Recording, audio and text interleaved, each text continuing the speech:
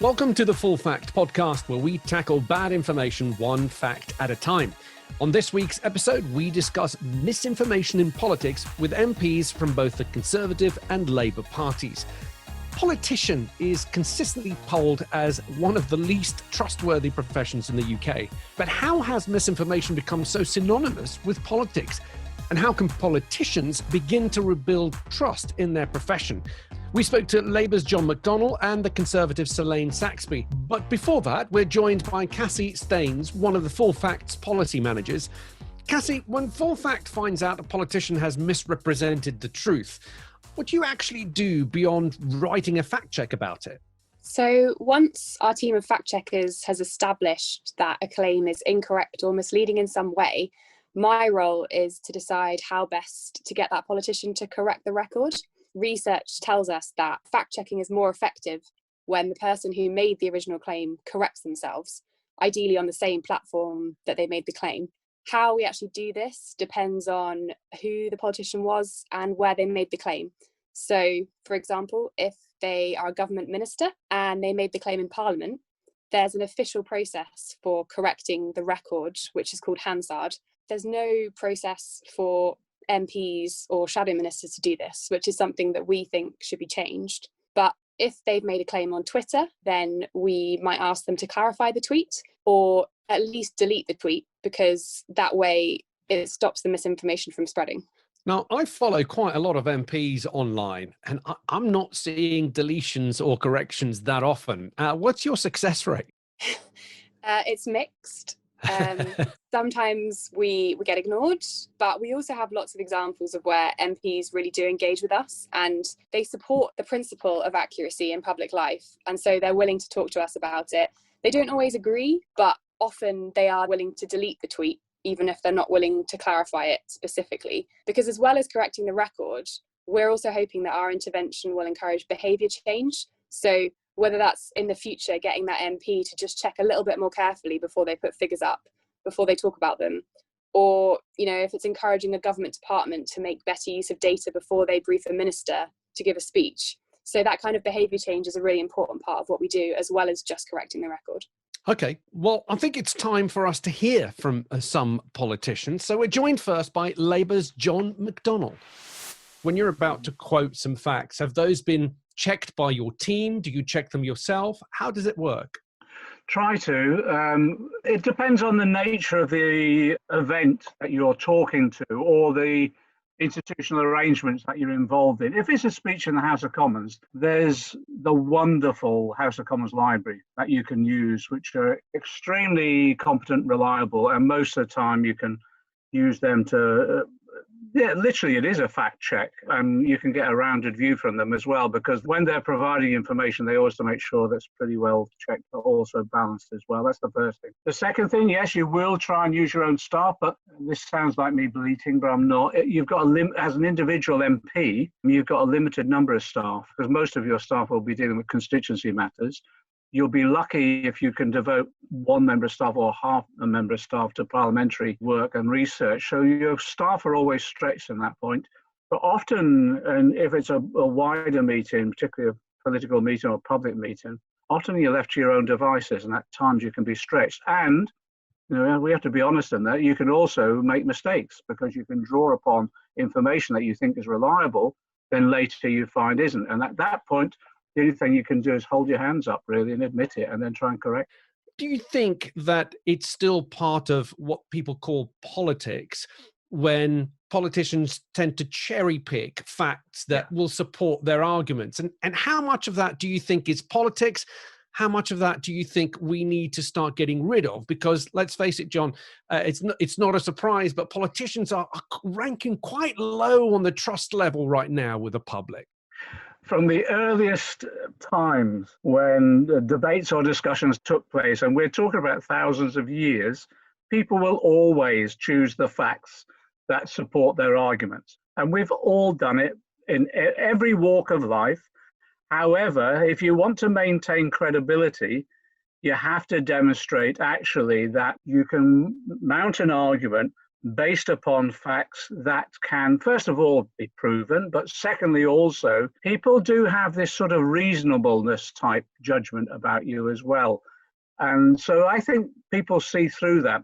But again, it's a salutary lesson that you learn in politics especially, but I think other walks of life too. If you do over-egg the pudding, people will see through that and challenge it. We've all been there when you get carried away in a speech and you throw out a whole range of facts without giving a balanced approach. But I think people cut through quite a bit of that. I certainly hope they do. Do you think you have the tools as someone who's very prominent in political life to be as accurate as you can be? It's interesting. It depends on the position you're in. If you're in government, you have the whole of the civil service. And behind the civil service as well, you'll have a range of agencies, but also you'll also have a range of organizations that militate towards you to provide you with information. I've been a civil servant as well as a politician. I was the chief executive of a local government association. So I've advised politicians as well as being a politician myself. When you're in power, you've got that huge resource. Even then, mistakes get made, and even then, the politicians selecting the facts in that way provide almost a distorted picture. But there's no excuse when you're in government not to have the information available to you because you've got that vast resource.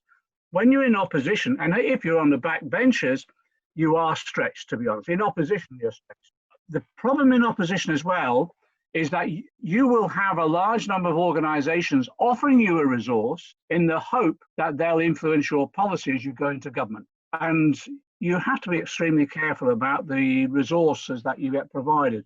So, for example, when I was Shadow Chancellor, a number of the big accountancy firms had offered resources and staffing to opposition parties to support them. I cleared that out. I didn't want that influence coming to bear because when that resource is provided, there's no such thing as a free lunch. People will expect something in return. So I cleared that out. Interesting, in other political systems, there is a lot more resources provided to individual MPs and to opposition parties to enable them to operate effectively. There is a resource issue here. So if you've got, for example, one single researcher and you're involved in a detailed piece of legislation, it puts an awful lot of onus on you and that one researcher. When you're dealing with issues so complex that the minister will have dozens of civil servants advising him or her on that legislation. So there is that imbalance of resource, definitely. Let's talk a little bit about what happens when politicians get things wrong. Maybe they've got them wrong by human error, or maybe they've chosen to cherry pick a particular bit of information, and then it's been pointed out to them that they've made a mistake. What do you think should happen next? Because there's a lot of conversation about how politicians should go about setting the record straight. Well, it's happened to me a couple of times, and you have to be straight with people that if there's a factual error, usually it's fairly straightforward, and that you can, first of all, you can make sure that you correct it in whatever you say or write afterwards. That's the first thing. But secondly, if it's a serious error, there is a formal procedure in the House of Commons where the minister comes to the chamber and corrects the record. I think actually that should be afforded more to other members of the House as well. So not just ministers, but others. And occasionally that has happened. You come back and say, actually, I got that wrong. Let me correct that. And in some ways, you win the respect for that. But at the same time, you know what the House of Commons is like. There's a bit of a bear pit. You get hammered as well, just for admitting any form of error. And you'd think, I was brought up a Catholic, and we were always told the Pope was infallible. Now there seems to be ministers who think they're infallible as well. I think a lot more openness and transparency would help. What about outside, and when politicians are in the public domain using their own social media or appearing in interviews? I go back to my shadow treasury role. If I said anything, it would be pounced upon by the media. And that was all part of the cut and thrust of politics and all the rest. So you're up for that. But also you do have think tanks that will explore what you've said, and they will challenge you, and there'll be an alternative point of view. And then you're into a debate then, because sometimes it's the interpretation of the fact rather than the fact itself. So I welcome that. We need to look a bit more about, if you like, the arrangements that we have. In other countries, you have many more institutions. funded by government themselves independently, not party political, that will look and check things. Within our country, we do have independent organizations. And sometimes even then they'll come back and say, this is not accurate, or we want to query that sort of thing. And you can get into a debate with them.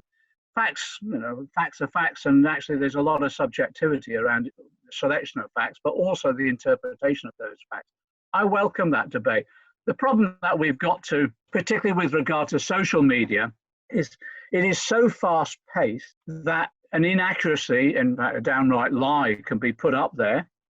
And by the time you've refuted it or rebutted it, it's too late. It's taken hold. And then you're almost, to an exaggerated extent, you then get into almost conspiracy theories about what's gone on. And it's the pace on social media that's part of the problem. And also the fact that the social media platforms themselves are loath to insist upon things being taken down because of inaccuracy. But would you welcome closer scrutiny on politicians? There's sort of a more, as you said, more transparent, perhaps a more robust and rules-based system where we have fact-checking done on politician statements, but also there's a very clear procedure of how the record is set straight. If you put something in a tweet, then you're going to have to either take that tweet down or correct your tweet rather than just ignore it. First of all, I think before we get to rules, I think there should be some common agreement about the standards that we all abide by. That's the first thing. I think that we should all try and raise our game on this. That's the first thing. But secondly, I think there should be much more of a rules-based system. For example, there's timescales in which things have to be rebutted, and then if it's proved to be inaccurate, they're taken down. And I'd welcome that. You have to always be careful about freedom of speech and making sure there are protections in place. But when it is fairly straightforward, horrendous misinformation, there has to be something addressed.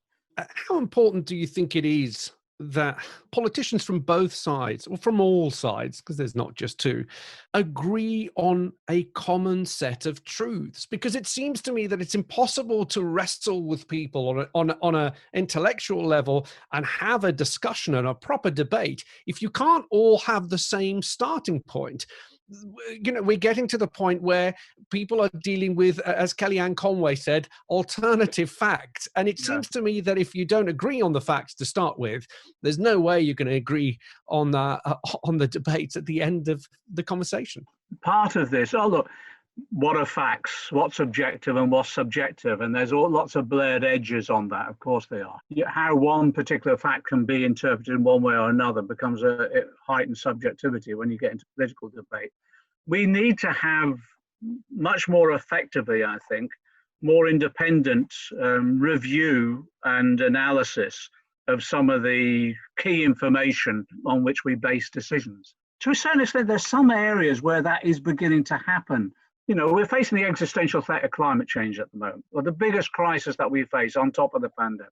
The establishment of the Committee on Climate Change was a huge breakthrough because actually it is recognized as pretty independent in a very contentious field. But the Climate Change Committee actually has been respected by all the political parties of having an objective approach to a very contentious area, and actually is able to publish reports that then do become the basis of, I think, a much more honest debate on climate change than there was before. So I think that's quite a good example. It does mean the government might, the government at times has completely ignored the views coming out of the Climate Change Committee, but nevertheless, they haven't challenged the accuracy of them. So I think there are areas like that in which you can see there's a process that's evolved that enables us to accept the facts or the information that's provided to us, and that then enhances the debate. It's a good example of how you can go about it.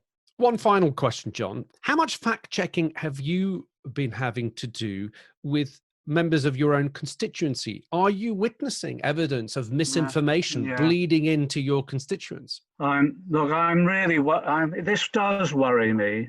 COVID is a good example where there are a whole range of different levels of advice provided to government.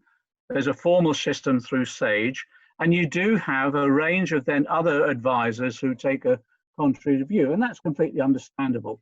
And so I'll have representations from constituents who will say, I disagree with the proposals on the lockdown or the way the government is implementing particular policy, And there's the range of examples of of advice. And I quite welcome that. That's quite good. But it's in areas like this, it's going beyond that as well. And you're getting down to information which is then plucked from social media and the net in particular, which is bizarre at times. And you think, why has this taken hold? And it is this point that you've made earlier, where there is a deep skepticism about believing anybody, not just politicians, it's anybody. So that's why I think we do need an honest debate. There's certain democratic values and rules of the game that we need to re-examine on all the political parties and all those engaged in political debate doing it. There's some institutional arrangements that we're going to establish. I've given some examples of that might help move that forward.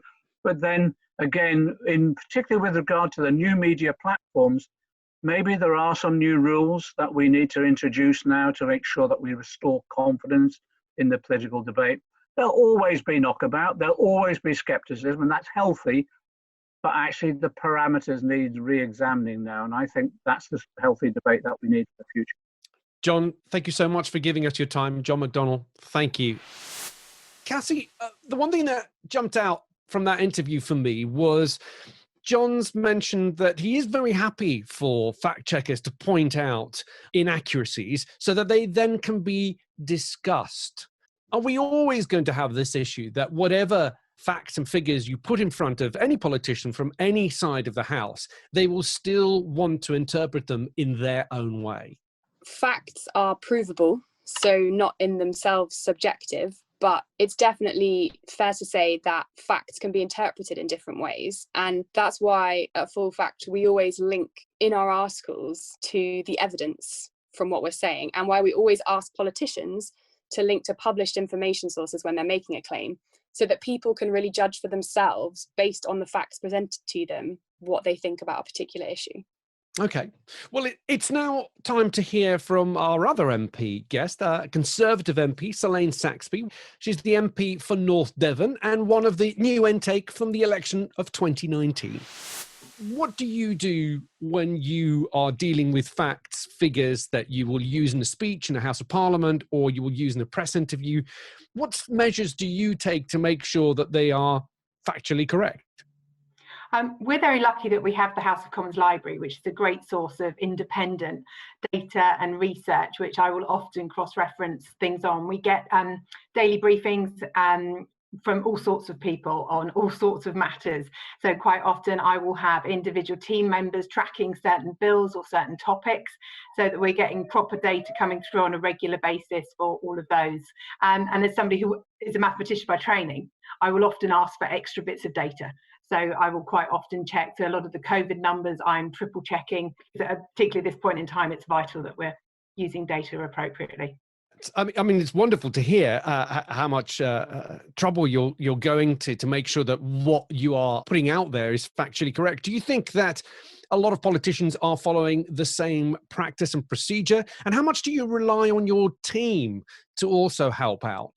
I obviously can't talk for colleagues in terms of how much data checking that they all do, and I think some people are very much driven by their beliefs rather than the data, and I am trying very hard to retain my sort of mathematical integrity around challenging some of the data and using that to inform some of the decisions that I'm taking, because I think it is really, really important.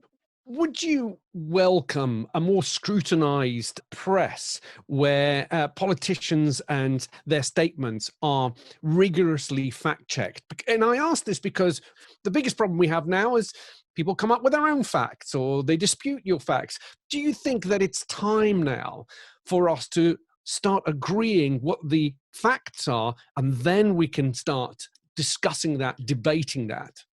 I think it's terribly important, actually, that the media do establish what's factually accurate. And I think a lot of the challenges that we face are where media reports are perhaps based, again, on their own agenda or understanding of the agenda, because I think it's also very clear when you work with numbers, you can prove anything with stats. And I think a lot of the stats that we have at this point in time, we could prove a very large number of arguments using different cuts of exactly the same data, and how it's displayed and how it looks. And some of the things I used to actually enjoy teaching was how you can use data to distort your argument or to create a different argument. And it doesn't mean that either one's necessarily wrong. It's about understanding that you've got the right data for the right question. And so for me, that's quite an interesting challenge, and I find it quite fascinating to see how different media outlets choose different bits of data to back up different arguments. But I do think it has been a very difficult pandemic to get clear information to people, and I know far too many constituents have just stopped listening to any media reporting because it has been obviously quite depressing, but also they're struggling to get clear information through. And I think that is now quite difficult at this phase where people are weary of lockdown and restrictions. And how do you get people to comply and follow guidance when they're not actually necessarily, we choose who we believe to provide us with factually accurate information. And if that choice that you've made all your life, you suddenly start challenging, do I believe them now? Then people are struggling a bit to know where to get their data and information from. Unfortunately, I do fear, not universally, but many of them have sought other sources of information, and I really worry greatly about what is being posted on social media and how that actually influences people's perceptions of reality. And that we have some very big groups up here which are described as news, whereas actually they're community chat groups, which, they're great, they serve their own purpose and they're fantastic for communities, but they're not news. And I think it is very dangerous that these groups are allowed to carry on and not be well moderated, and people are picking up information on those and believing it to be the truth. And I think that does become difficult in terms of being able to, find the wood for the trees when there's so much of that available. So would you be in favour of social media being a bit more stringent on the information that it allows to be shared? I think when it comes to health, we're in a national pandemic at this point in time, and I would like to see some slightly better moderation. Looking at my inbox today, people aren't getting the information through that they need because they are coming back to MPs to say, could you confirm, can this open? What does this mean for my business? And so I think we are struggling to get our messages through because in many ways there are so many messages. As much as anything else, there is so much news at this time. Now, one of the biggest elements of misinformation, how we have seen it, is the element of trust. People will go to sources that they trust. Would you welcome a fact-checking organization to say, look, we've seen your tweet or your statement in Parliament or your statement in an interview, and actually it's not quite right? Would you welcome that as a politician? Would you see that as a help to doing your job, or would you find that a hindrance to doing your job? I wouldn't be worried about it per se. I'm still quite a relatively new MP. I think it's about how some of that information is used. And I think, we work in a very hostile social media environment as MPs. Why do you see the social media as a hostile environment? Because to my mind, I would have thought, I'm not a politician, but if I was, I would see social media as a wonderful thing for politicians. You don't have to rely on people like me to have to interview to voice your views. You can get on Twitter. You can tell your constituents what your views are at any given time of the day. Why do you view social media as hostile? I think it's obviously a fantastic broadcast medium as an MP, and obviously everyone has the opportunity then to come back as a broadcast medium. And I think people do not moderate their comments on social media in the way that if they were sat in my office, that they would choose to speak to me. And a lot of the language that is used on social media, I think, is unnecessarily hostile. People hide behind profiles that don't exist, so you can't trace them. And I don't think that many of my MP colleagues, fortunately, have had the threats to their faces or down their phone lines that we get on social media. And I think if you want to read through some of our Twitter feeds, you'll very rapidly find why many of us feel it's quite a hostile environment, and why many of our supporters choose to say very little actually on social media, because we actually call it hate mobbing. We've actually got a word for it now, which is where people just sort of literally dive in on an issue and will choose to just really interrogate not even interrogate, just throw abuse, actually, let's call it what it is. And in recent weeks, we've seen on social media people trying to track down people's homes so that they can threaten to go around and actually attack their families. The police have been out to a number of MPs' properties in recent weeks following what's gone on, mostly on social media. So I think that's why we see it as a hostile environment. It's lovely that you're able to reach so many people so quickly, and that is obviously a positive, but I think it is also quite a threatening environment, particularly if it turns on you and you end up with millions of people shouting at you basically through a social media forum. How much importance do you put on cross-party cooperation when it comes to deciding the facts? And is there evidence of that? I mean, I know all party parliamentary groups are cross-party and people do get together, and it's wonderful to see politicians working together. But do you think we need a little bit more of that?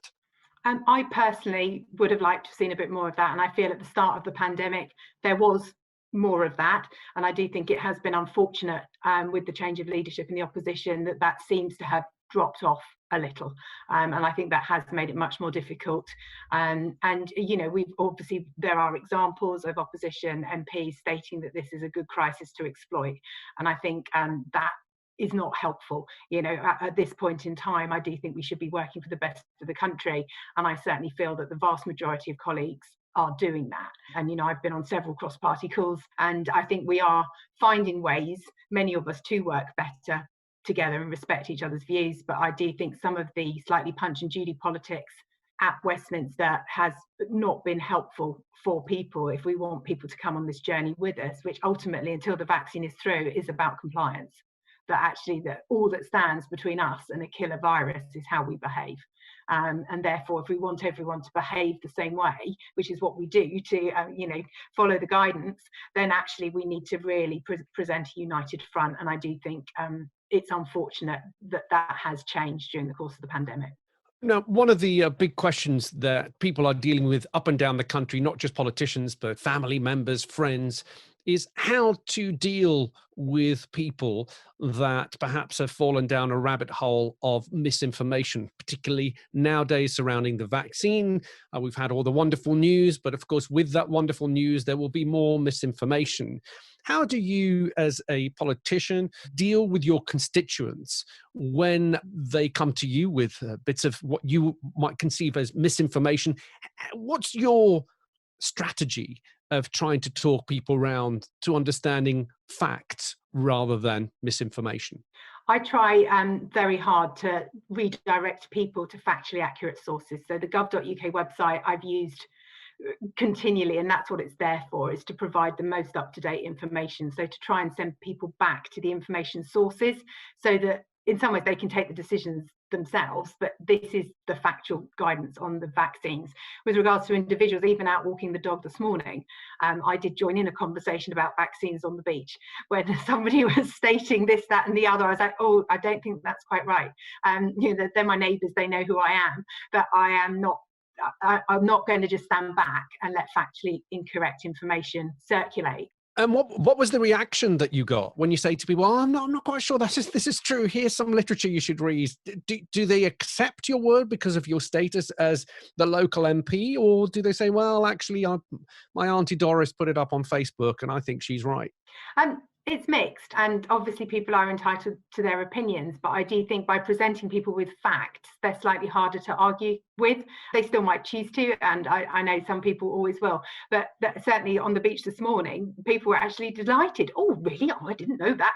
So it's the that's a conversation I wouldn't barge in with everyone. These are people that I have spoken with in the past. Up here we have a very big group of 5G deniers and people who believe that this is a technology that's going to do huge detriment to their health. And for me, it's very important that we counterbalance the information that they're putting out that isn't factually accurate. We've had leaflets going through people's doors in several of my patches now, contradicting with no evidence backing up their claims about how the vaccines are being developed, how COVID is being treated, that all of this is being denied. And you do occasionally see some brave person. There was one last night on one of our Facebook groups going, do you honestly think that the whole of the NHS would make this up? And there are some brave people out there prepared to challenge it, but I'm surprised how few do challenge some of those norms. And I think I will just keep putting facts out because I think it's important people have access to them and know where to find them. Do you have the resources as a local MP to be able to get out there and fight that misinformation? Can you create your own leaflets and counter their leaflets? I mean, what tools have you been given to make sure that your constituents are not falling down rabbit holes? Well, obviously, if my constituents contact me directly, we reply to as many as we possibly can. Some of it's on my website. My website we've been keeping constantly updated. The leaflets issues, we work closely with our local councils here and have gone back to councils who are also putting out a huge amount of information. My council, county council here has done a fantastic job, and my district council, in ensuring residents can use them. So if they don't choose for whatever reason to trust their MP, they've got councillors, and we are working together to make sure that the information is consistent so that what I'm sharing is the same as what the county and the district councils are sharing. And our local news channels have been much better, actually, in fairness, at accurately reporting information as to what's going on. I think my concern has remained as to what's going on some of the social media, which isn't moderated in the same way, so people can obviously just air their opinions without having to back it up with facts. Would you like to have the power as the local MP, if you knew where those leaflets came from, would you like to have the power to say, well, look, you're not allowed to spread those leaflets, to put them through people's doors? Or do you think that's going a little bit too far? I'm quite torn on it because I do worry about the implications. I think we need to be given the opportunity to choose, and that we need to be able to take responsibility for our actions, but we need to have the information that says this is how the virus transmits. If you do these things, you will be less likely to receive it or transmit it. And if you do these things, you are more likely to. If people choose to ignore that advice, but I do think they should have the information to take those decisions themselves, rather than be fed information that's not correct and then take a decision based on incorrect information. Excellent stuff. Selaine, we've taken enough of your time. I think the puppy's had enough as well. Cassie, both Selaine and John have made much of the House of Commons Library. That is the source of all their information. For people who don't know about the House of Commons Library, is it the best place to go and get information, and how does it run? So the House of Commons Library is a really brilliant independent resource that MPs, but also the public, can use to get information. Full Fact uses the House of Commons Library as a source of information. So it's actually really positive to hear MPs from both sides of the House talking about that as an independent source of information that they use and that they use to inform their constituents. Now, I sensed a bit of reluctance, both from John and Selaine, when I mentioned that MPs should delete a social media post or correct a statement in an interview straight away if it's been pointed out to them that the facts are incorrect. Why do you think we still have that hesitation from MPs? And wouldn't they benefit more from saying, yep, I'll put my hand up, I got that wrong, here's the correction, moving on? I think there's a fear from politicians that they will show weakness or vulnerability in admitting mistakes, and that will be kind of pounced upon. What we'd really like to get to is a culture where admitting a mistake isn't seen as a big deal. There isn't a big, press hoo-ha about it. They're just able to say, I got this wrong, I'm sorry, here's the correct information, and move on. Because it would be great to get to a place where correcting information is seen as a normal thing to do. It's interesting, isn't it, that Selaine, as part of a new intake, mentioned that social media is a very hostile place. And I wonder whether that is part of the reason why we're not seeing too many politicians be comfortable with correcting social media posts, because perhaps they fear a backlash from one side or the other. Yeah, I think it was really interesting to hear what Selaine said. And I think it's difficult when you're not a politician or a public figure, perhaps, to understand that impact and to know how the different people on your social media accounts interact with each other. So I think that's something that we always need to be aware of. But as I said, if the culture is closer to it not being a big deal when you correct something, then we can hopefully take away some of that pressure from politicians that prevents them from admitting when they make a mistake. Cassie, thank you so much for joining us. That's Cassie Stains, one of the Full Facts policy managers you heard from there. That's all we have time for on this episode of the Full Fact podcast, which was released on the 30th of November. The views of John and Selaine are not a reflection of Full Facts. Full Fact is an independent and impartial charity, and you can read all about our commitment to neutrality at fullfact.org/about.